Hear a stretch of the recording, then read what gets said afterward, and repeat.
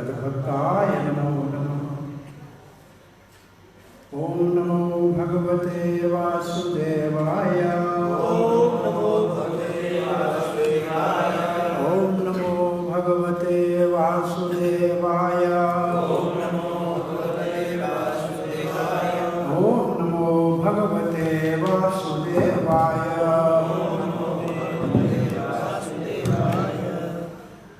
कृष्णाय वासुदेवाय देवकी नंदनाय च नंदगोपकुमाराय गोविंदाय नमो नमः। जय श्री कृष्ण चैतन्य प्रभु नित्यानंद श्री अद्वैत गदाधर श्रीवासादि गौर भक्तवृंद। हरे कृष्णा कृष्णा कृष्णा हरे हरे हरे राम राम राम हरे हरे। हरे कृष्णा। श्री कृष्ण बला मंदिर स्थान वृंदावन के भाग्यशाली भक्तों भगवद गीता के भक्ति शास्त्र के 18वें अध्याय के अध्ययन के अंतर्गत हम 18वें श्लोक जिसमें कर्म कार्य करने की प्रेरणा के 3 कारण हैं और कार्य 3 प्रकार से अथवा 3 साधन से होता है। तो पहले ज्ञानम ज्ञेयम परिज्ञाता। ज्ञान का अर्थ है जानकारी, जिसके द्वारा किसी को जाना जाए। तो प्रायः हम जानते किससे हैं? भाई ये व्यक्ति मैं सामने देखता हूं कि ये धर्मात्मा बैठा है, कैसे मुझे पता लगता है? किससे जानता हूं? किस चीज से जानता हूं? आंख से देखकर या उसका आवाज सुन के कान से। इसका मतलब ज्ञानम जो है वो कर्ण के साथ समान है। नीचे देखो, नीचे लाइन में कर्ण है, इंद्रियों से होगा ना, ज्ञान होगा इंद्रियों से। हमारे 5 इंद्रियों का नाम क्या है? ज्ञान इंद्रिय, ठीक है। अब ज्ञेयम जो है, ज्ञेयम वैसे है आत्मा। भाई हमें जानना किसको है? आत्मा को और परमात्मा को। तो इसमें जो दूसरा कर्म है उसके द्वारा जाना जाएगा, क्योंकि ये विभाग है निष्काम कर्म योग से ज्ञान में जाना। तो इसमें जो ज्ञेय है वो नीचे में जो कर्म है ये उससे उसके समान है, उसके बराबर है। अब परिज्ञाता और कर्ता एक ही बात है। कर्ता इति। परिज्ञाता का मतलब जानने वाला, कर्ता माने जो काम कौन करेगा? जो जानता है वो करेगा। तो 3 पहले नेम है या शिक्षा है या प्रेरणा है। 3 पहले नाम है, सॉरी नेम है, शिक्षा है और प्रेरणा है। और 3 काम करने का संग्रह है। काम कैसे पूरा होगा? 3 से।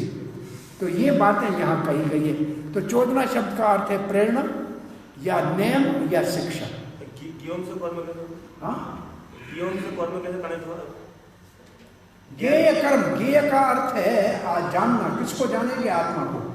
जानेंगे किसको? परमात्मा को। कैसे जानेंगे? कर्म करने से, निष्काम कर्म से। तो फिर आएगा ज्ञान, फिर होगा ध्यान, फिर होगा भक्ति। चक्रवर्ती पाद इस श्लोक के व्याख्या करने से पहले कहते हैं ये है ज्ञानी के लिए। ये जो नेम है ये है ज्ञानी का। ज्ञानी जो त्यागी है, सात्विक, जो सात्विक त्यागी है, जो सन्यासी है, जो ज्ञान के रास्ते में जाता है, उसको ये रास्ता है। भक्त के लिए इसकी जरूरत नहीं। लिखा है भक्त जो है वो तो कर्म योग को ही त्याग देता है। वो तो भागवत के 11वें अध्याय का स्कंद का श्लोक दिया है। भगवान कहते हैं मेरे भक्तों को शास्त्र के नियम के अनुसार कुछ करने की जरूरत नहीं, मेरी भक्ति करते हैं वो बहुत है। फिर कहते हैं, ये श्लोक एक भागवत का, उसकी टीका पूरी दी है। और फिर मुख्य बात क्या कहते हैं, इसका अर्थ क्या है भक्त के लिए?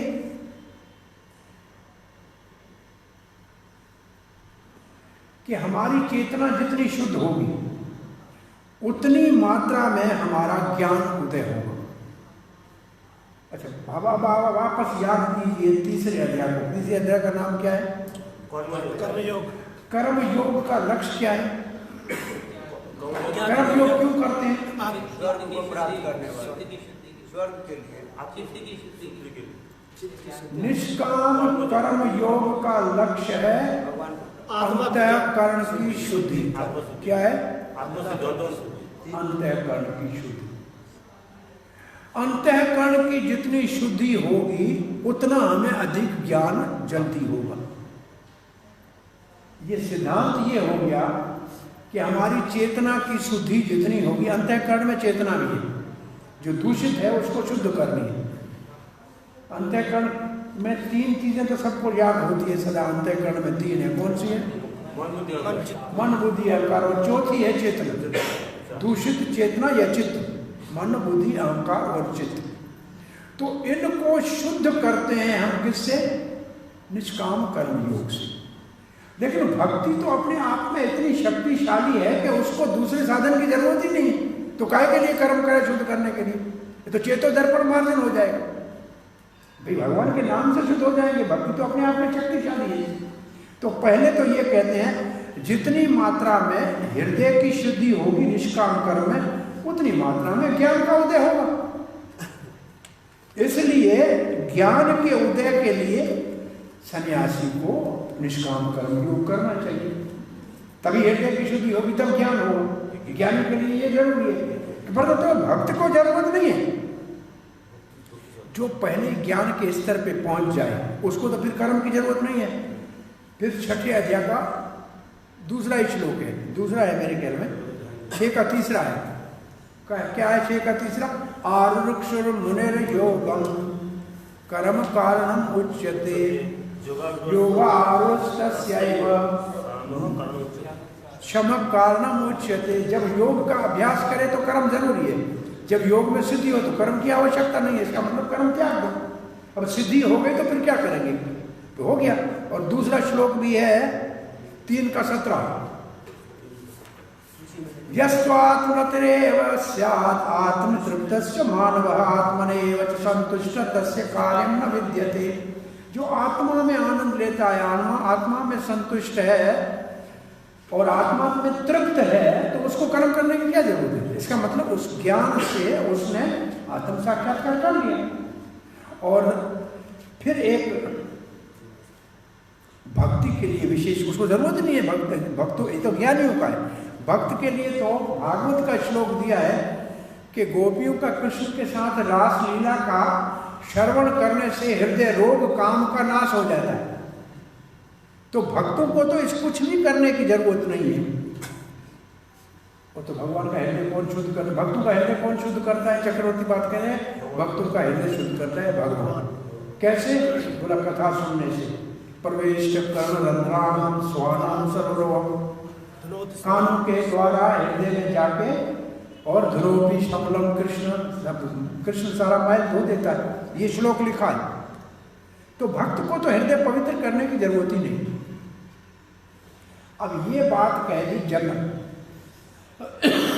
इसका अर्थ है इस श्लोक में भक्तों के कोई ये इसकी जरूरत नहीं। चक्रवर्ती पाद लिखते हैं, अब लिखते हैं आगे। अब वापस इस श्लोक पे आते हैं। अब श्लोक पे क्या कहते हैं? ज्ञान का जो साधन है, इसका मतलब है जिसके द्वारा किसी को जानना चाहिए। बोला ज्ञान है क्या? इसका मतलब ज्ञान से काम करना चाहिए। तो ज्ञान, सामान्य ज्ञान किसको कहते हैं? आप पढ़ के आए हैं, आपको पता है। सामान्य ज्ञान किसको कहते हैं? कि किसी का मतलब आंख से जानकारी दो, जिसके द्वारा किसको जाना जाए। ठीक है। अपने भगवत गीता में ज्ञान की परिभाषा क्या है? सामान्य ज्ञान की परिभाषा। खेतों का सम्मुख जानकारी को ज्ञान करें, खेतों का जानकारी को ज्ञान करें। आश्चर्य, मैं शरीर नहीं हूं, मैं आत्मा हूं, ये ज्ञान है। सीधी सी बात है। ज्ञान की परिभाषा है मैं शरीर नहीं हूं, मैं आत्मा हूं। ये है ज्ञान की परिभाषा। तो ज्ञानी की परिभाषा यही है कि मैं सच्चिदानंद आत्मा हूं, मैं शरीर नहीं हूं। ठीक है। और ज्ञेय कौन है? भाई ज्ञानी के लिए आत्मा ज्ञेय है, आत्म साक्षात्कार करना है। और योगी के लिए परमात्मा ज्ञेय है आत्मा के साथ। तो ज्ञेय का पता लग गया। अब ज्ञाता कौन है? ज्ञाता है जीव, परिज्ञाता। पर तो इतने में काम नहीं होता है। फिर क्या है? इसका कर्म के साथ तीनों का संबंध है। ये तीनों कर्म से संबंधित है। कौन तीनों कर्म से संबंधित है? ज्ञान, ज्ञेय और परिज्ञाता। तो कर्म से कैसे संबंध है? बोला सन्यासी को समझना चाहिए। इसके लिए नेम है। कौन सा नेम है? कौन सी प्रेरणा है? चोदना। ये समझना चाहिए ज्ञानी को। क्या है इसके दो अर्थ हमको ने आपको बताया, शिक्षा, नेम, और प्रभुपाद ने लिखा है प्रेरणा। बोला पहला आधा जो श्लोक है, पहले आधा जो श्लोक है मतलब 2 लाइन, उसको नीचे की 2 लाइन में समझाया गया है। अब आप देखिए श्लोक को, पहले की 2 लाइन को नीचे की 2 लाइन में समझाया गया है। तो पहले की 2 लाइन में क्या है? ज्ञान, ज्ञेय, परिज्ञाता ये प्रेरणा का कारण है। किसकी प्रेरणा? कर्म की। तो कर्म कैसे होगा उसके लिए नीचे की 2 लाइन में बताया हुआ है। कर्म होगा कर्म से और कर्ता से। अब इन तीनों को जैसे हमने पहले आपको बताया, चक्रवर्ती पाद ने इसको बनाया है कि ज्ञान का यहाँ अर्थ है आत्मज्ञान। वो ज्ञान का विषय है, उसको जानना है। उसको कैसे जानेंगे? बोला कर्म से। कैसे जानेंगे? कर्म से। और परिज्ञाता और नहीं परिज्ञान, ज्ञान जो नहीं, ज्ञान को कैसे जानेंगे? कर्म से ज्ञान कर्म, और कर्म ज्ञेय कर्म से, और परिज्ञाता दोनों में एक ही है। परिज्ञाता या कर्ता एक ही बात है। तो निष्काम कर्म योग को करने के लिए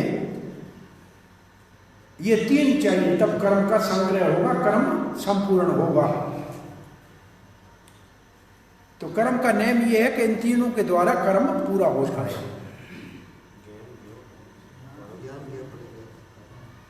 अब श्रील प्रभुपाद जी क्या लिखते हैं? 3 प्रकार के हमारे नित्य कर्म में 3 प्रकार की प्रेरणा होती है। रोज कोई भी काम करे ना, 3 प्रकार का क्या लिखा है? प्रेरणा होती है। ये चोदना की परिभाषा है। पहले जानकारी होनी चाहिए, फिर क्या जानना है और कौन जानेगा। इसको आप ऐसे समझेंगे भाई,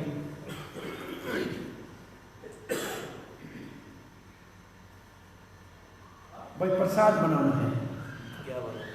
प्रसाद बनाना है, पहले तो जानकारी होनी चाहिए क्या बनाना है।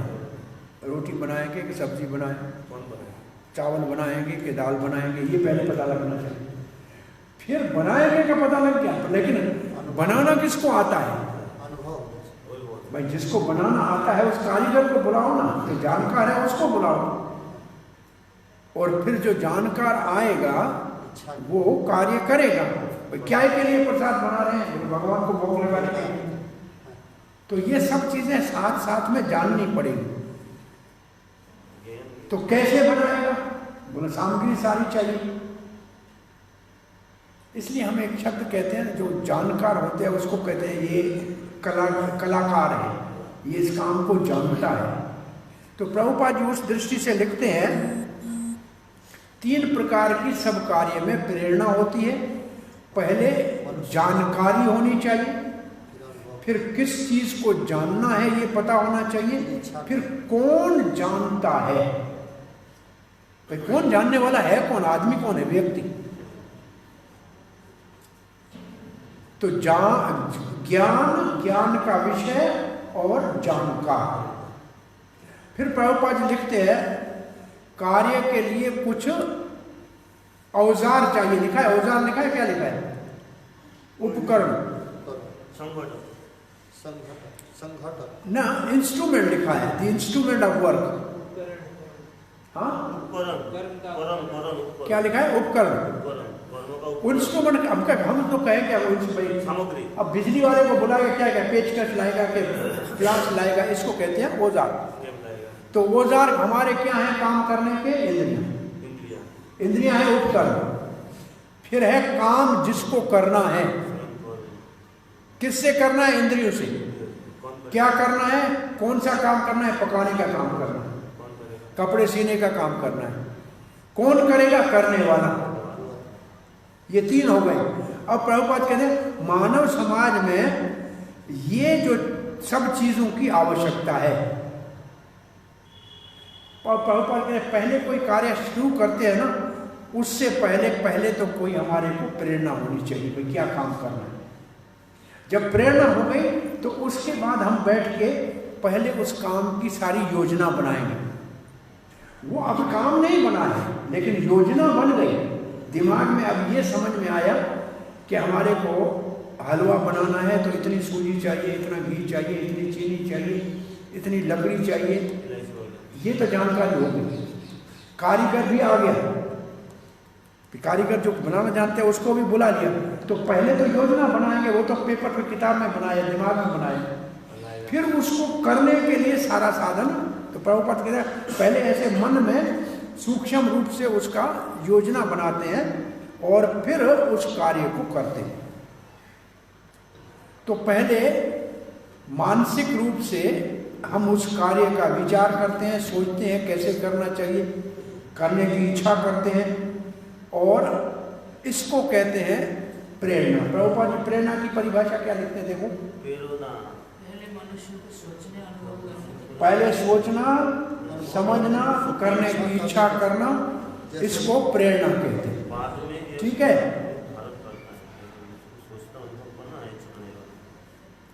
अब प्रभुपाद जी कहते हैं ये प्रेरणा कहाँ से लेनी चाहिए? शास्त्र से और गुरु से।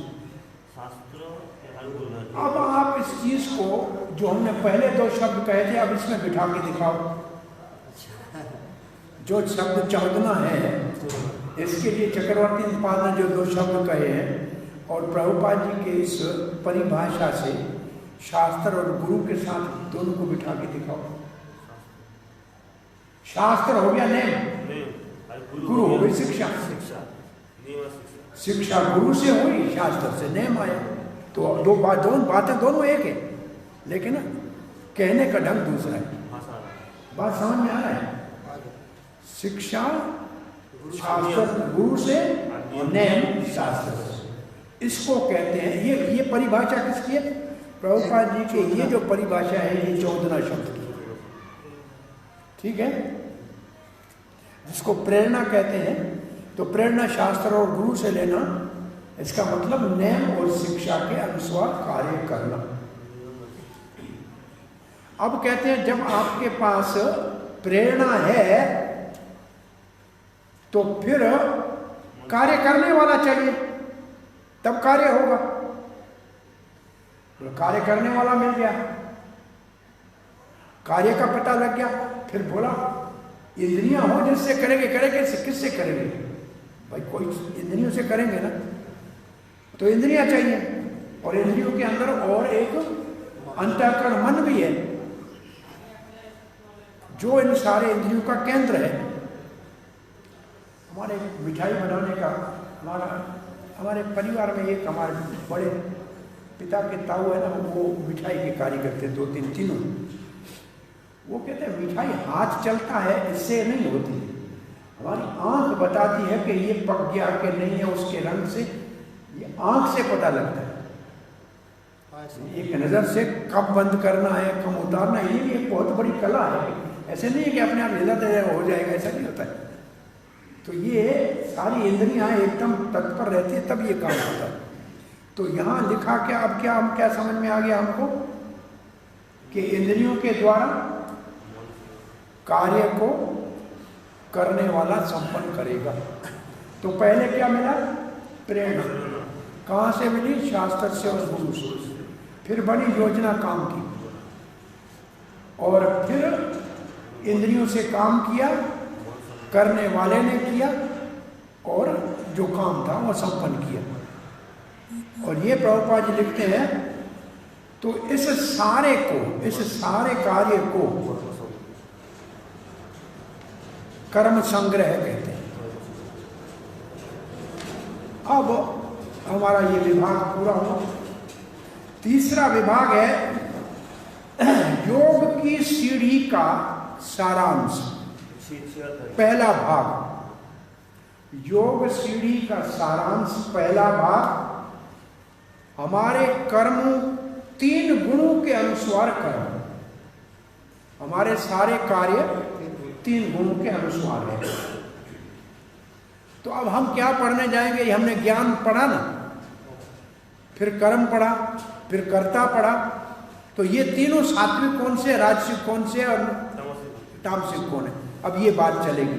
तो ये चलेगा 19 श्लोक से लेकर 40 तक, ये विभाग चलेगा 19 से 40 तक।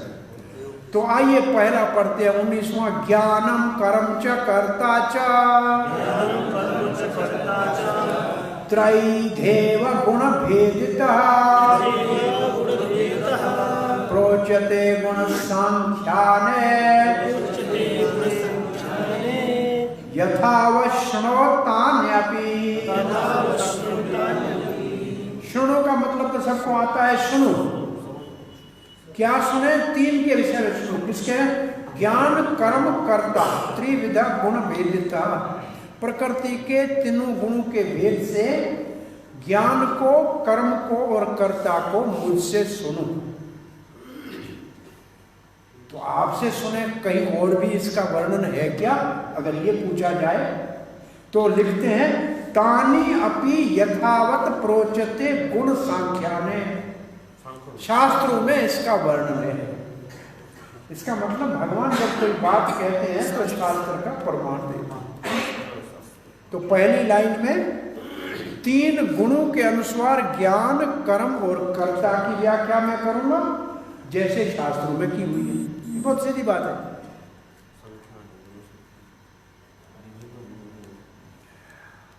अब प्रभुपाद ने जो लिखा है तात्पर्य, उसको समझने के लिए बलदेव विद्याभूषण जी ने लिखा है कि 14वें अध्याय में 6ठे श्लोक में क्या लिखा हुआ है? सतोगुण निर्मल है, प्रकाश होता है, तमोगुण राग वाला होता है। इसमें क्या सिखाया? इसमें सिखाया कि गुण बंधन का कारण है। गुण क्या है? बंधन। फिर 17वें अध्याय में बताया गया 17:4 में सात्विका देवान यान्ति। इसका अर्थ है गुणों के द्वारा हमारा संस्कार कैसा बनता है। 14वें अध्याय में गुण बंधन का कारण है। 17वें अध्याय में गुणों से संस्कार बनता है जो हमको दूसरे जन्म में ले जाता है। और अब तीनों गुणों के द्वारा कैसे ज्ञान, तीनों गुणों के अंतर्गत ज्ञान कैसे होता है, कर्म कैसे होता है, कर्ता कैसे होता है, उसका वर्णन हुआ। तो ये लिखा है बलदेव विद्याभूषण ने। अब प्रभुपाद ने देखो यही बात लिखी, आप पढ़िए, अब आपको समझ में आएगी। अब जब अब वैसे आप पढ़ो नहीं समझ में आएगा, अब सीधा पढ़ो ऐसे। 14वें अध्याय में तीनों प्रकृति के गुणों का वर्णन विषय विस्तार से किया गया है। अच्छा, ये तो पढ़ लिया।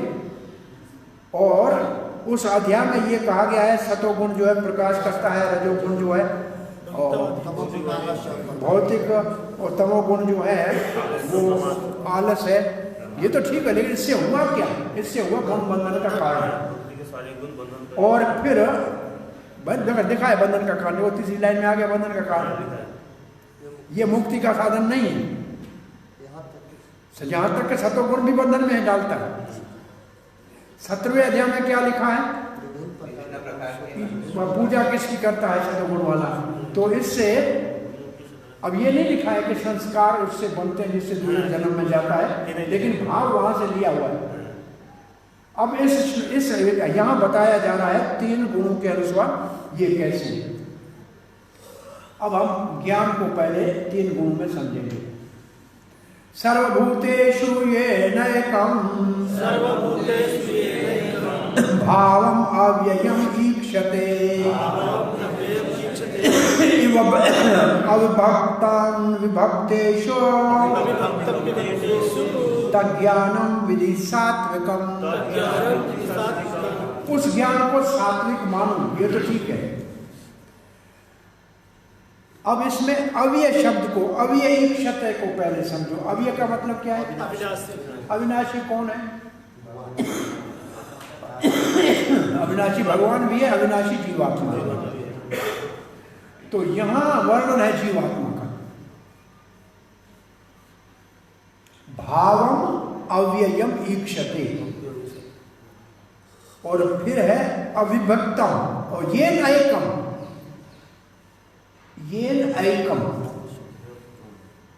जो सतों का गुण का ज्ञान कौन सा है? जिसके द्वारा व्यक्ति देखता है। क्या देखता है? अविनाशी आत्मा। एकम अव्ययम भावम, एक अविनाशी आत्मा सर्वभूतेषु, सर्वभूतेषु का मतलब 84 लाख दुनिया में भ्रमण करता है। और अविभक्तम, अविभक्तम का मतलब टूटा फूटा नहीं है, वही का एक ही है, परंतु शरीर विभक्तेषु, शरीर बहुत है। तो सात्विक ज्ञान कौन सा है? जिसको ये समझ में आ जाए कि एक ही आत्मा है, जो कभी देवता था, अब मानव है, ये ऋषि है, ये बुद्धा है, ये कुत्ता है, ये सब विद्या विनाशम पढ़े ब्रह्मणि कवि अस्मि चैव सोपाके च पंडिता समदर्श। ये उसी श्लोक के दृष्टि से देखेंगे, ये है सात्विक ज्ञान। ठीक है। तो इसमें आप शब्दों को पहले अपने दिमाग में, क्योंकि मैं भी 18 अध्याय कम पढ़ा, तो ये शब्दों को थोड़ा सोचना पड़ेगा। अव्यय भावे, अव्यय एक को लेंगे भाव और अव्यय के साथ। एक अविनाशी आत्मा को जो देखता है सब शरीरों में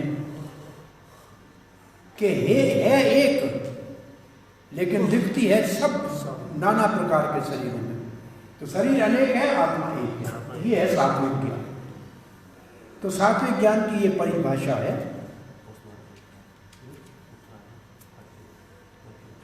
श्रील प्रभुपाद जी क्या लिखते हैं? एक ही जीव सब प्राणियों में है, चाहे देवता हो या मानव हो या पशु हो या पक्षी हो, लेकिन आत्मा तो एक ही। जो ऐसे देखता है वो सतोगुण का ज्ञान है उसके पास। ठीक है। अब वो नाना शरीरों में किस कारण से है? अपने कर्मों के कारण। अब प्रभुपाद ने लिखा है, इसको जरा समझिए।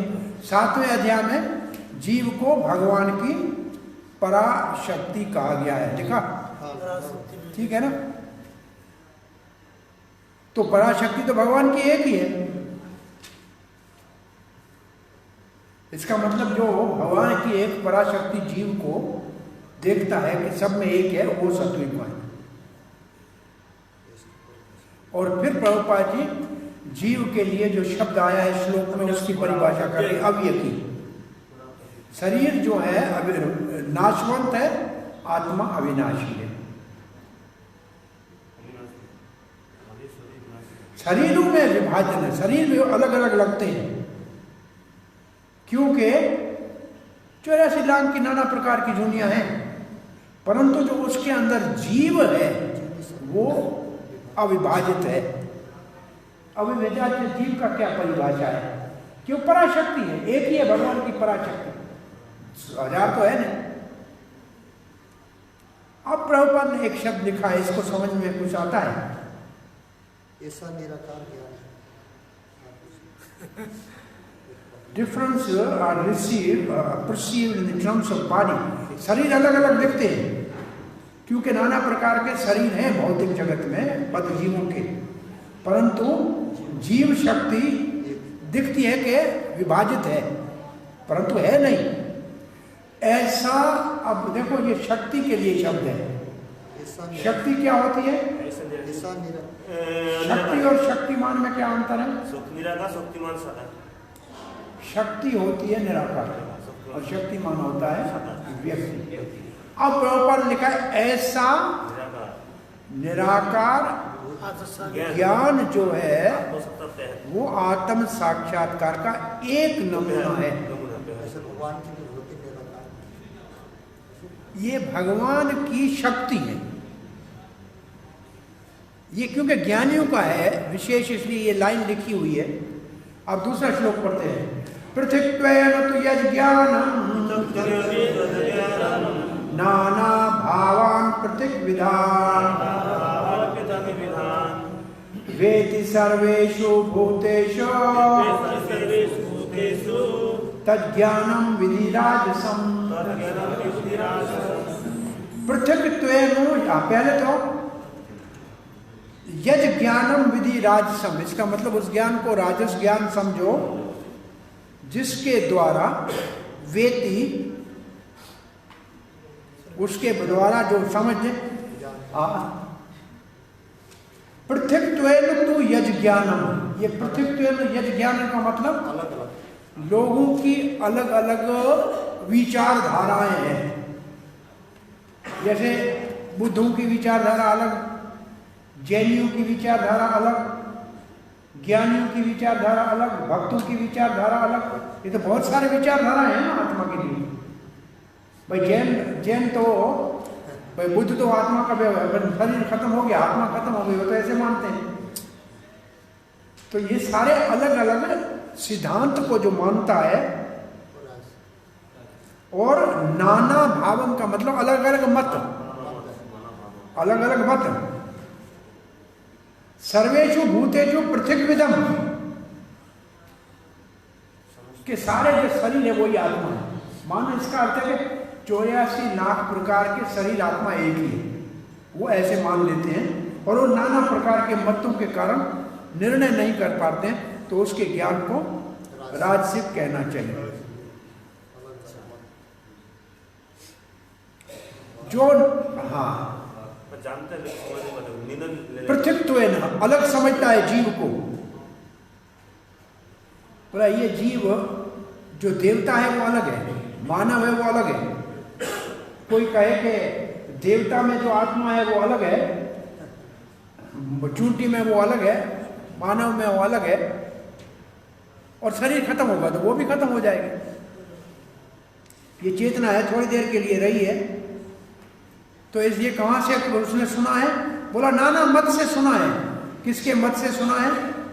लोकायत मत है, जैन मत है, बुद्ध मत है, मायावाद मत है, न्याय का मत है। तो ऐसे जो नाना मत से जीव को अलग अलग समझता है वो राजसिक ज्ञान है। श्री प्रभुपाद लिखते हैं, जो कहता है शरीर मरता है तो चेतना भी मर जाती है, इसका मतलब जीव खत्म हो जाता है, ये राजसिक ज्ञान है। पहले प्रभुपाद सीधा यही लिखते हैं। इसका मतलब आत्मा को मानते ही नहीं है, शरीर को ही आत्मा मानते हैं। इस ज्ञान के अनुसार एक शरीर दूसरे से अलग है, क्योंकि चेतना अलग है, परंतु आत्मा अलग नहीं है।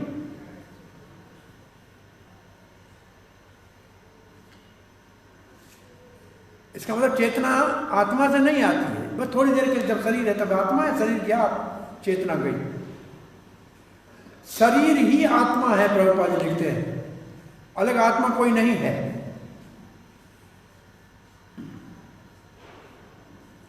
और इसमें कहते हैं ये चेतना थोड़ी देर के लिए होती है।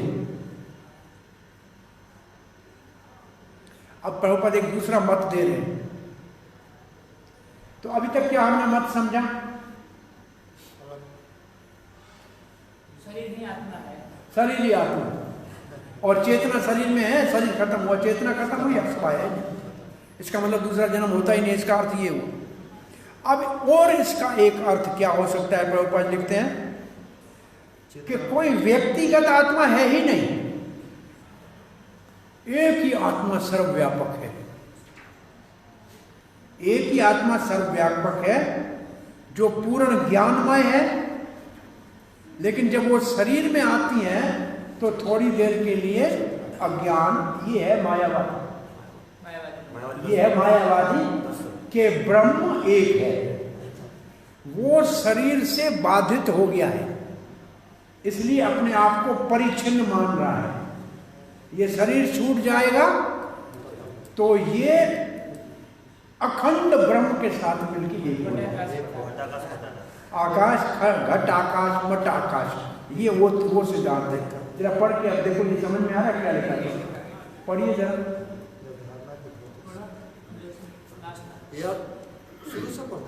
नहीं, सब अपने आप पढ़ के समझो, इसको समझ में आ रहा है। ये दूसरा मत है, ये राजसिक लोग हैं। इसका अर्थ ये हुआ कि ये जो मायावाद का या निराकारवाद का प्रचार करते हैं, इस तात्पर्य के अनुसार राजसिक है, उनका ज्ञान राजसिक है। अब तीसरा मत प्रभुपाद जी का, शरीर से आगे न कोई आत्मा है न परमात्मा है। ये बुद्ध मत है, ये जैन मत है। ये सब राजोगुण के कारण है। क्रिश्चियन बोलते कि मनुष्य में सिर्फ आत्मा है, बाकी लोगों में नहीं। हाँ, क्रिश्चियन लोग बोलते हैं आगे मानव में आत्मा है, बाकी सब में नहीं है। अच्छा, इसलिए बताता ये अलग एक मत है, ये अलग मत है। तो ये अब तामसिक ज्ञान कैसा होता है सुनिए। यत्तो कृष्ण वदे कस्मिन् कार्य सत्यम अहेतुकम अतत्व अर्थ वेद अल्पम च तत्तामसम उदाहृतम। यत्तु अहेतुकम का अर्थ है जिस ज्ञान के लिए कोई कारण ही नहीं है, बिना कारण के ज्ञान, न शास्त्र से आया न गुरु से आया, मेरे को जो मन में आया वो ज्ञान। ये हुआ यत्तु अहेतुकम का अर्थ है मन माना ज्ञान, बिना शास्त्र के, बिना गुरु के। फिर है ऐसे व्यक्ति क्या करते हैं, कृत्स्नम वद एकस्मिन् कार्यम सक्तम, एक ही प्रकार के कार्य में आसक्त रहते हैं। बस मुझे यही करना आता है, यही करो। कृत्स्नम वद एकस्मिन् कार्य असक्तम, एक ही प्रकार के कार्य में आसक्त होते हैं। कृष्ण वद का क्या है शब्द अर्थ? पूर्ण रूप से। कृष्ण का मतलब होता है पूर्ण, और कृष्ण होता है अधूरा। पूर्ण रूप से एक ही कार्य में लिप्त रहते हैं। अतत्व अर्थवद का मतलब तत्व को नहीं जानते हैं। अतत्व का मतलब सत्य को नहीं जानते हैं, मैंने वास्तव में जानते नहीं है क्या कर रहे हैं, लेकिन उसी को कर रहे हैं। ऐसे ज्ञान को तमोगुण का ज्ञान कहते हैं। इसका अर्थ क्या हुआ? एक तो अहितुकम का मतलब है वो अपने स्वभाव से चलता है, अपने मन से चलता है। तो किसके आधार पर नहीं चलता है? न शास्त्र के आधार से चलता है और न गुरु के आधार से चलता है। ये तो पहला अर्थ हो गया। अहितुकी का अर्थ क्या हुआ? अपने मन माना काम करे, शास्त्र का और गुरु का मार्गदर्शन न ले, और केवल उसके भौतिक कार्य है एकस्मिन्, और कृष्णवद, उसी को सब कुछ मानता है और कुछ भी नहीं है। जैसे भाई खाना है तो बस रोज ही खाएंगे और कुछ नहीं करना है। जैसे चार पशु वाले कार्य हैं, और निद्रा भाई वैश्य ऐसे में पूछें, खाएंगे या नहाएंगे या कोई एक कार्य है उसी को करते रहेंगे, बस वही कार्य है। जैसे आप ऐसे लोग, बहुत से लोगों को देखें कि रोज उनको काम है कि शराब शाम को पीना है, एक ही काम करना है, उसी एक काम को ही जीवन का लक्ष्य मानते हैं। बाकी सब काम करते हैं उसी एक के लिए। मजदूरी क्यों करते हैं? बोले शाम को पैसा आए कि शराब पीना है। तो सारा उनकी क्रियाओं का उद्देश्य एक ही होता है।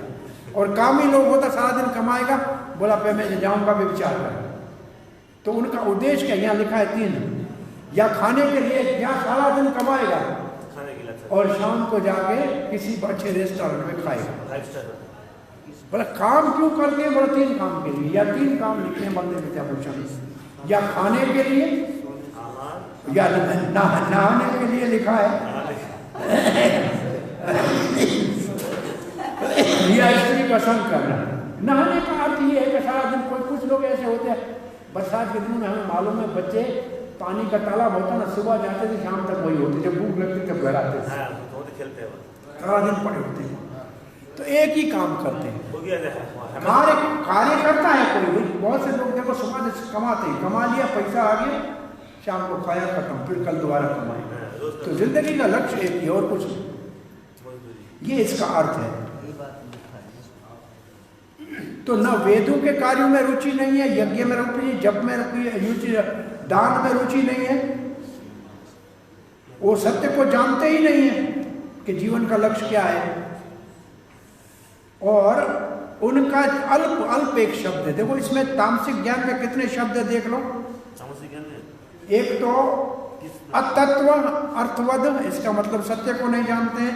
अल्प का मतलब बहुत कम बुद्धि है, पशु के स्तर की बुद्धि है, केवल आहार निद्रा भय मैथुर्य में ही रुचि रखते हैं और अपना मन माना बिना शास्त्र के कार्य करते हैं और एक ही प्रकार के कार्य में रुचि रखते हैं।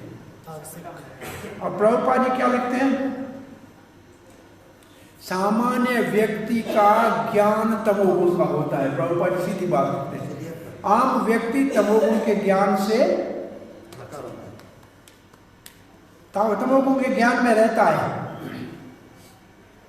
क्यों? क्योंकि उन्होंने कभी प्रमाणिक शास्त्र से ज्ञान प्राप्त ही नहीं किया है। तो उनको ज्ञान किस चीज का है? केवल शरीर का। और शरीर में क्या काम है? 4 ही काम है, खाना पीना सोना बच्चे पैदा करना, बस यही काम करता है। इसका अर्थ ये। प्रभुपाद जी क्या लिखते हैं? क्योंकि शास्त्र का निर्धारण नहीं है, इसलिए कहते हैं पैसा ही भगवान है। क्या कहता है? पैसा ही भगवान है और ज्ञान का अर्थ है इंद्रियों की तृप्ति। और ऐसे ज्ञान का परम सत्य के साथ कोई संबंध नहीं है। ये पशु के स्तर का ज्ञान है, अल्प है, इसके लिए 4 ही प्रकार का काम करता है। ये तमोगुण का ज्ञान है। अब प्रभुपाद ने यहां से नीचे जो लिखा है, ये तीनों श्लोकों का सारांश लिखा है। देख लो, यहां से नीचे तीनों श्लोकों का सारांश है। सात्विक जो है, राजसिक कौन सा है, तामसिक कौन सा है, ये सारांश है तीनों। इसके सामने लिख दो तीनों ज्ञानों का सारांश, सात्विक, राजसिक और तामसिक का सारांश। अब 23वां श्लोक पढ़ने जा रहे हैं। नियतम संगरहेतम अराग द्वेषत कृतम अफल प्रेप्सुना कर्मा यत्तत् सात्विकम उच्यते। अब सात्विक कर्म किसको कहते हैं? ज्ञान पूरा हो गया। सात्विक कर्म के कितने गुण हैं देख लो। पहले नियतम। नियतम का अर्थ होता है रोज नेम से करना। रोज नेम से, रोज सुबह उठ के स्नान करना, रोज सुबह उठ के जप करना, नेम।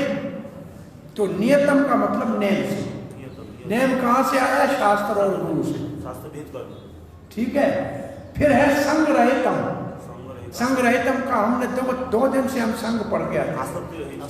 संगरहितम का अर्थ क्या है? कर्तापन का, मैं करता हूं ये भाव नहीं है करना। संगरहितम का अर्थ क्या हुआ? कर्तापन के भाव से मुक्त, कर्तापन भाव शून्य। अब तीसरा क्या है? अराग द्वेषत कृतम। कर्म में न राग है न द्वेष है। ये कर्म अच्छा लगता है इसलिए करता हूं, या ये बुरा लगता है नहीं करूंगा, ये भाव नहीं है। तो ये हो गए 4। अब 5 क्या है? अब फल प्रेप्सुना कर्म, फल की इच्छा नहीं है।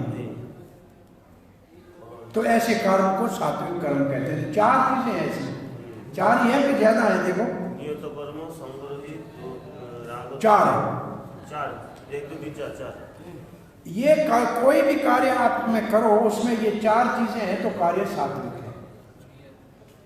और भगवान के लिए करो तो तीनों गुणों से ऊपर है वही कार्य। भगवान के लिए करो तो तीनों गुणों से ऊपर है।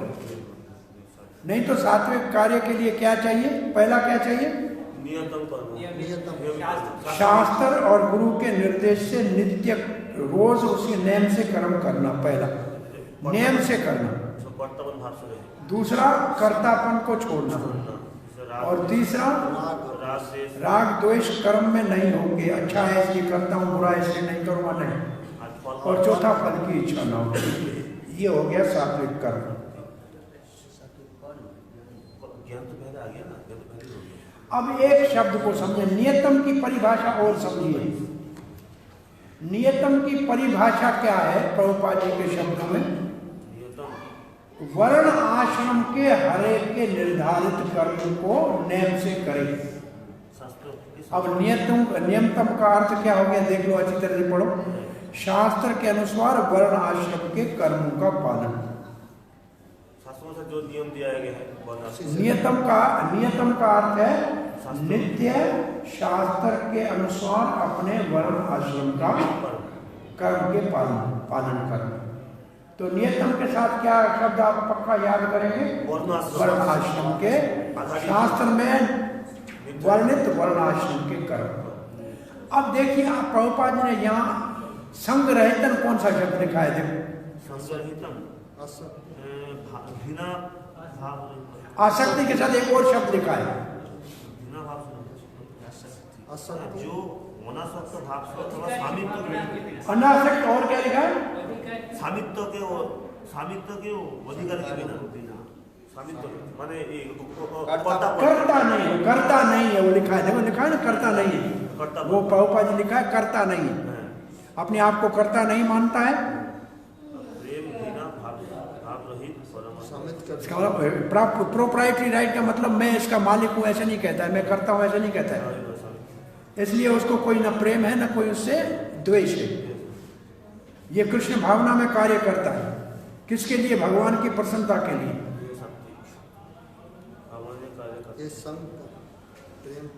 अपनी संतुष्टि के लिए नहीं। इसका मतलब फल की इच्छा नहीं। अब प्रभुपाद जब का कृष्ण भावना में काम करते हैं तो ये सात्विक काम नहीं हुआ, ये हो गया गुणातीत का। ठीक है, तो इसमें 4 शब्द आपने सीखे कुछ।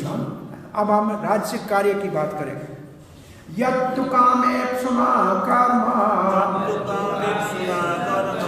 संकारेण वा पुनः क्रियते बहुलायासां तद्राजसम् उदाहृतम्। तो इस राजसम कर्म में 3 बातें तो लिखी हुई है सामने। कामेप्सुना का मतलब फल की इच्छा से, फल की इच्छा से। दूसरा अहंकारेण का मतलब कर्तापन के अहंकार से, मैं करता हूं। और तीसरा लिखा है पुनः क्रियते बहुलायासां। अब बहुलायासां पुनः कृत्य, पुनः कहाँ चला गया इसमें? एक मिनट,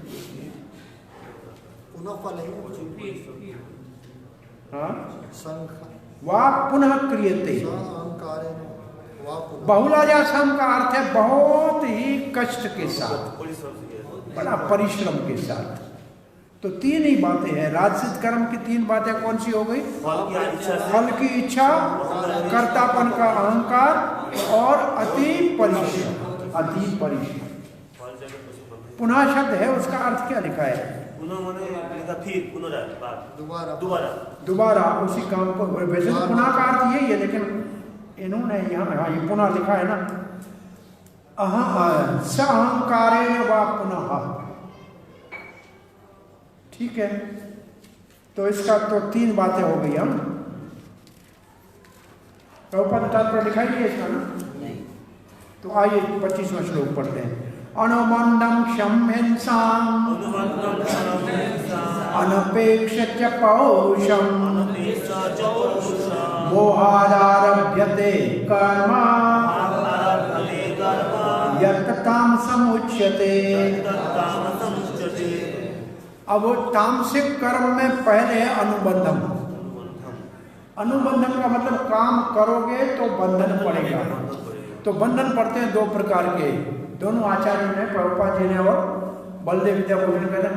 एक बंधन है सरकार का, पकड़ेगा राजा, डाल देगा दंड, और इससे बच गया तो यमराज। तो अनुबंधम की परिभाषा है कार्य करेगा उसका दंड या तो देगा राजा या देगा यमराज। और क्षयम हंसाम, उनके कार्य से क्षय होगा। किसका क्षय होगा? धर्म का क्षय होगा। क्षय किसका होगा? धर्म का क्षय होगा, क्योंकि उसका कार्य शास्त्र के विपरीत है। तो क्षय का अर्थ क्या है? धर्म का क्षय, धर्म का हानि होगा, नाश करेगा। और तीसरा क्या करेगा? हिंसा, दूसरे के लिए हानिकार है। अब कितने? दो हो गए, तीन हो गए। अब अनपेक्ष, अनपेक्ष का अर्थ क्या हो जाएगा? चौथा, परिणाम पर विचार किए बिना किसी की सलाह लिए हुए, बिना इसका क्या परिणाम निकलेगा उसके बगैर। और पौरुषम का मतलब बलात्, बलपूर्वक। और मोहाद, एक और पांचवा हो गया मोहाद, मोह के कारण, उसको तामसिक कर्म कहते हैं। अब कितने हो गए तब? सातों, सतोगुण के 4, रजोगुण के 3 और तमोगुण के कितने? 6 हो गए। हाँ, तो 6 हो गए। बोला कार्य करेंगे उसके बाद में बंधन पड़ेगा राजा का या यमराज का। और नाश करेगा धर्म को। किसको नाश करेगा? धर्म को। दूसरों को हानि पहुंचाएगा और बड़े बलपूर्वक करेगा, पौरुषम। किसी का ध्यान नहीं करेगा, किसी से पूछेगा नहीं, और मोह वश करेगा। ठीक है। प्रभुपाद जी लिखते हैं, प्रभुपाद ने सीधा लिखा है यमदूत पकड़ेंगे उसको जो शास्त्र के विपरीत कार्य करेगा। भगवान के प्रतिनिधि पकड़ेंगे। अपनी मनमाना काम करेगा तो यमराज पकड़ेगा। फिर लिखा है जो गैर जिम्मेवारी का कार्य होता है। क्या लिखा है गैर जिम्मेवारी के लिए? उत्तरदायित्व रहित कार्य नाश करता है। किसको नाश करता है? प्रभुपाद ने लिखा है शास्त्रीय आदर्शों का। हाँ, शास्त्र के निर्धारित नियमों का। इसका मतलब धर्म का नाश करता है। शास्त्र में क्या है? धर्म है। और प्रायः ये कार्य हिंसा के ऊपर आश्रित होता है, जिससे दूसरों को दुख दिया जाता है। जैसे पशु हत्या करो,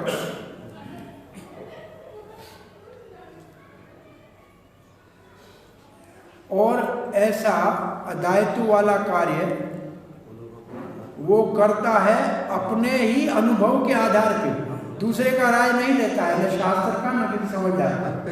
ये भी तो मन बना हो गया। हाँ। और ऐसा भ्रम वाला कार्य तामसिक होता है। तो 6, 4, 3, 6। ठीक है। अब ज्ञान हो गया, कर्म हो गया, अब कर्ता। मुक्त संगो अहंवादी धृत्य उत्साह समन्विता सिद्ध्या सिद्ध्यो निर्विकारा कर्ता सात्विक उच्यते। तो सात्विक कर्ता कौन है? उसका गुण क्या है? पहले मुक्त संगो। मुक्त संगो का अर्थ क्या हो जाएगा? आसक्ति रहित, अनासक्त। किसमें अनासक्त है? कर्म में और कर्म के फल में। दूसरा है अनहमवादी का मतलब है कर्तापन रहित, अहंकार रहित कि मैं करता हूं। तो पहला हो गया आसक्ति रहित, दूसरा हो गया कर्तापन रहित, और तीसरा है धृति। धृति उत्साह समन्वित, दोनों शब्द साथ में है। उत्साह के साथ करेगा कार्य और धृति के साथ। धृति का मतलब क्या हो जाएगा? संकल्पबद्ध, मुझे करना है, मैं ये करूंगा, संकल्पबद्ध और उत्साह से। अब ये दोनों शब्द आपके उपदेशामृत में मिला, ये मिल रहे हैं क्या? उत्साह, धैर्य, निश्चय, तो उत्साह और धैर्य वही है शब्दियाँ। ठीक है, कितने हो गए? 1 2 3 4 हो गए। अब पांचवा है सिद्धि असिद्धि, सफलता मिले या असफलता मिले, और निर्विकार। और निर्विकार दोनों में कोई उसमें परिवर्तन नहीं है, जैसे है वैसे रहता है। सफलता हो तो ठीक है, नहीं सफलता हो तो भी ठीक है। ये सात्विक कर्ता है। सात्विक कर्ता के कितने लक्षण हो गए? 5। पहला आसक्ति रहित, दूसरा कर्तापन रहित, तीसरा धृति से करे, चौथा उत्साह के साथ करे, पांचवा सिद्धि असिद्धि में निर्विकार रहे। 5 ठीक है। 5 आप कोई भी कार्य करते हैं, आप में ये 5 गुण है तो सात्विक का कर्ता कहलाओगे। ठीक है।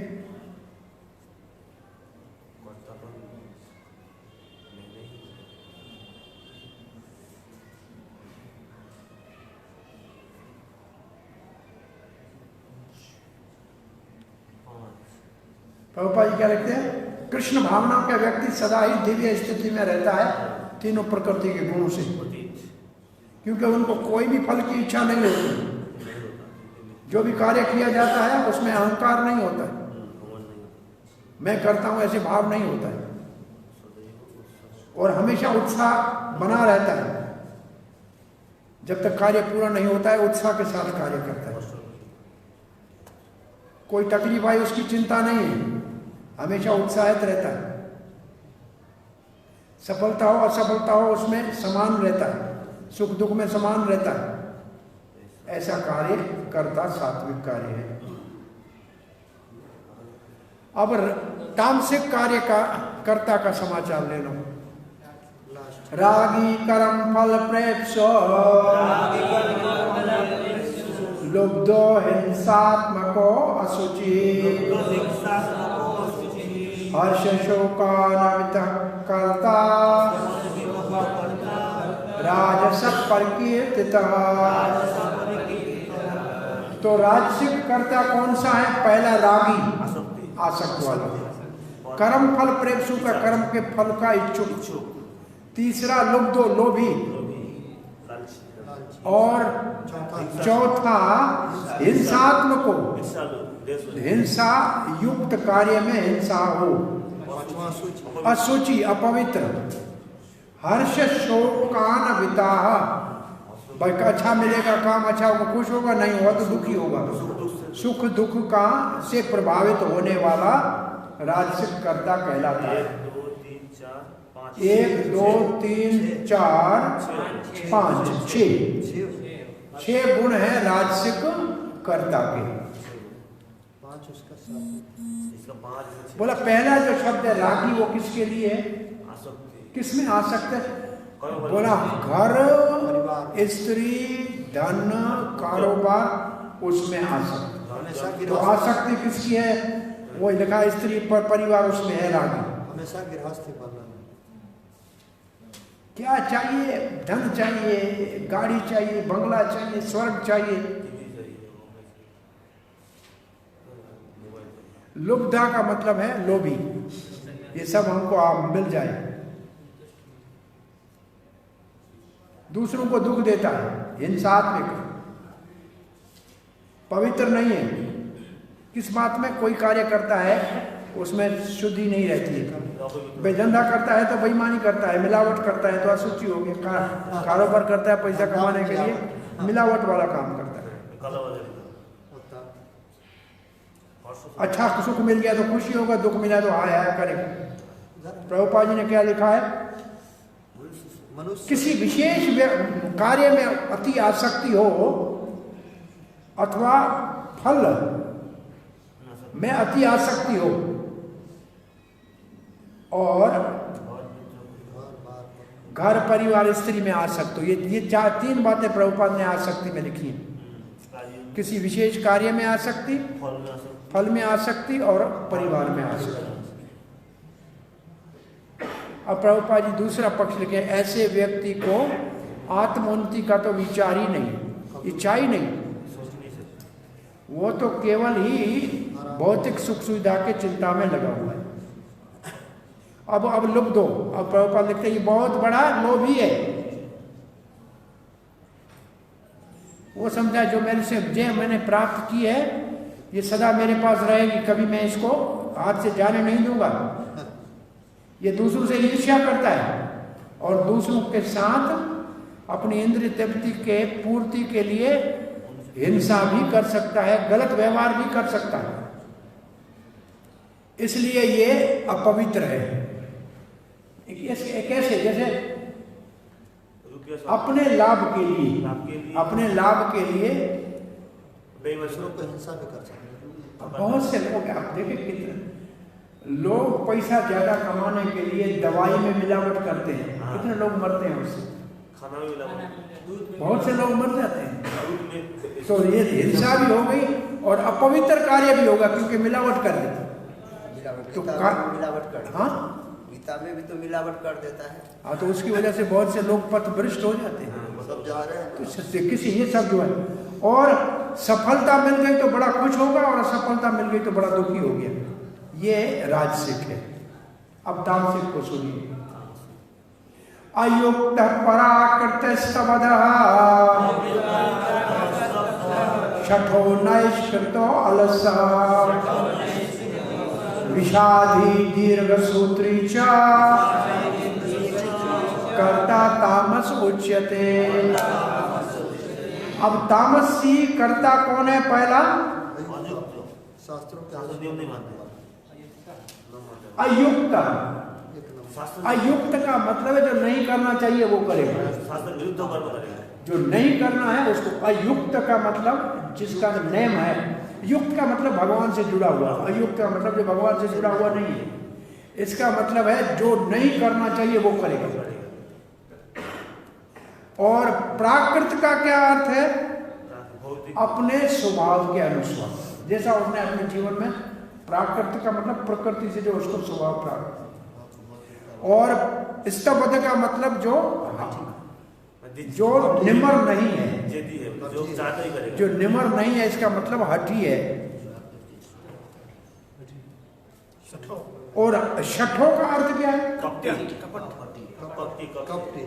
कपटी का अर्थ क्या है? मतलब है कि आप जानते हो कि ये मैं काम कर सकता हूं, आपको काम करना आता है, मुझे पता नहीं। बहुत से लोग ऐसे हैं, काम जानते हैं लेकिन नहीं करना हो तो मुझे आता नहीं, मैं क्या करूं। ये है शठी। और नैष्कृत्यों का अर्थ क्या है? दूसरों का अपमान करना। हाँ, दक्ष है, दूसरों के अपमान करने में दक्ष। ऐसी बात बोलेगा तो अब एक है दीर्घ सूत्री का अर्थ क्या है? जो काम अच्छा, एक आलस है, काम में आलसी। और दीर्घ सूत्री विषाद और विषादी। विषादी का अर्थ क्या है? आलसी। आलसी हो गया। विषादी का मतलब दुखी रहता है। दूसरे के दुख से सदा उनके चेहरे को देखोगे लगेगा जहाज डूब गया है इसका, पता नहीं क्या है। और फिर लिखा है दीर्घ सूत्री का क्या अर्थ है? कोई भी काम बड़ा देर तक करता है। जो काम 1 घंटे में करेगा वो साल में नहीं करेगा। दीर्घ सूत्री टालने वाला, हो जाएगा, टालने वाला, टेंशन मत लो, हो जाएगा। आलसी कैसा? चिट्ठी लिख दी है, पोस्ट के डब्बे में डालने जाना है, आलसी इतना है खटिया से उठता नहीं है, खिड़की से डाली है, कोई जाके डाल के आ जाएगा। और दीर्घ सूत्री देखेंगे आप, यहाँ काम करने की प्रणाली बहुत दीर्घ सूत्री है। जो काम 5 मिनट में हो सकता है वो 5 दिन में नहीं होता। सरकारी ऑफिसों में काम जो है बहुत दीर्घ सूत्री है। फाइल आगे चलता ही नहीं है जब तक उसके ऊपर लड्डू नहीं रखते, चलता ही नहीं आगे। फाइल के पाँव नहीं होते हैं जब तक कुछ पैसा नहीं होता। सब दीर्घ सूत्री। सूखा प्रसाद वाले हो। तो कितने हैं भाई? तामसिक कर्ता कितने हो गए? अयुक्त हो गया, प्राकृत हो गया, स्तबध हो गया 3, शठो हो गया 4, नैष्कृत 5, आलसी 6 विषादी 7 दीर्घ सूत्री 8। बहुत उल्टा है ये, कर्ता बहुत खराब है। 5 6 8 चक्रवर्ती पाद लिखते हैं अयुक्त का अर्थ है जो नहीं करना चाहिए वो करता है, जो अपने स्वभाव से कार्य करता है, जो उसके मन में आता है वही करता है। तो करना कैसे चाहिए? बोला करना चाहिए गुरु के निर्देश से, और ये करता है अपने मन से, तो इसको कहते हैं प्राकृत। दूसरों का अपराध करे, दूसरों का अपमान करे, वो नैष्कृति है। अब चक्रवर्ती पाद कहते हैं जो ज्ञानी है, क्योंकि ये विभाग ज्ञान का है ना, जो ज्ञानी है उनको सात्विक त्याग करना चाहिए, उनको सात्विक ज्ञान का श्रम लेना चाहिए, सात्विक कर्म करना चाहिए, सात्विक कर्ता बनना चाहिए। तो इसको कहते हैं ज्ञान का संन्यास। ये है इस विभाग का अर्थ। ज्ञान के संन्यास का अर्थ क्या है? सारे काम सात्विक ज्ञान, सात्विक कर्म, सात्विक कर्ता, सब कुछ सात्विक, सात्विक त्याग से लेके ये। अब कहते हैं चक्रवर्ती पाल लिखते हैं जो भक्तों का ज्ञान है ना वो गुणों से ऊपर है, और उनका जो कार्य है वो मेरे लिए है, तो इसलिए भक्ति योग तीनों गुणों से ऊपर है। इसके बाद चक्रवर्ती पाद ने 11वें स्कंद से सारे कार्यों को 3 गुणों के अंतर्गत करते हैं ना, उन्होंने चौथा बात लिखा है कि निर्गुण कार्य कौन सा है। अभी तक हमने 3 गुणों के अंतर्गत पढ़े ना, अब इन सबको निर्गुण कहते हैं, जो भगवान के लिए किया जाए वो तीनों गुणों से ऊपर है। तो उन्होंने कुछ श्लोक दिए हैं 11वां स्कंद से अपने तात्पर्य में। अब लिखते हैं जो ज्ञानी है वो सात्विक कार्य करते हैं, और जो कर्मी है वो राजसिक कार्य करते हैं, और जो तामसी है वो तामसिक कार्य करते हैं। ये गीता के इस विभाग से समझना चाहिए। और कहते देखो 14वें अध्याय में ज्ञानी भी अंत में भक्ति के द्वारा, अभी विचार ने भक्ति योगी है ना, गुण ज्ञान को त्यागता है, गुणातीत हो जाता है। अब प्रभुपाद जी का तात्पर्य पढ़ के यहाँ, तात्पर्य प्रभुपाद जी का मेरे ख्याल में 1 पेज ही है, लंबा छोटा ही है। शास्त्र ने कहा है कौन सा काम करना चाहिए कौन सा नहीं करना चाहिए, ये अपने मन से करता है। जो ऐसे शास्त्रों के नियम का पालन नहीं करता है ये भौतिकवादी हैं सामान्य रूप से, वो अपने प्रकृति के गुणों के अनुसार करता है, न कि शास्त्र के अनुसार करता है। ये अयुक्त की परिभाषा चल रही है, ये अयुक्त की परिभाषा है। फिर आ गया नैष्कृति की परिभाषा, ये सभ्य नहीं है, ये बहुत बड़ा क्या करता है, दूसरों का दक्ष होता है अपमान करने में। और एक शब्द और क्या लिखा है, कनिंग, कपटी है। ये सौम्य नहीं होता है, जेंटल नहीं होता है, ठीक है। ये किसकी परिभाषा है, नैष्कर्म्य, क्या है, हाँ नैष्कृति की परिभाषा है। पहली परिभाषा किसकी थी, पहली थी अयुक्त की, अब यह नैष्कृति की, अब है आलसी है, अपना कार्य नहीं करते, बाद में करूंगा, इसलिए वो सदा दुखी रहते हैं। ये विषादी की परिभाषा हो गई। और फिर दीर्घ सूत्री की परिभाषा है। और यहाँ हमारा 28 श्लोक पूरा हो गया। कल हम 40 श्लोक तो पूरा करेंगे, फिर आगे भगवान की जो इच्छा चलेगा। तो ये अभी पूरा करके खत्म करना है। बुद्धि अभी बुद्धि धृति का 3 गुणों के अनुसार होगी, बुद्धि धृति आदि। ये 50 तक ऐसे चलेगा खिचड़ी वाला। शनि रविवार करें। हाँ, वो तो हो गया। रवि को भी करना है तो शनि को तो करेंगे, कर सकते हैं शनि को। मेरा खत्म हो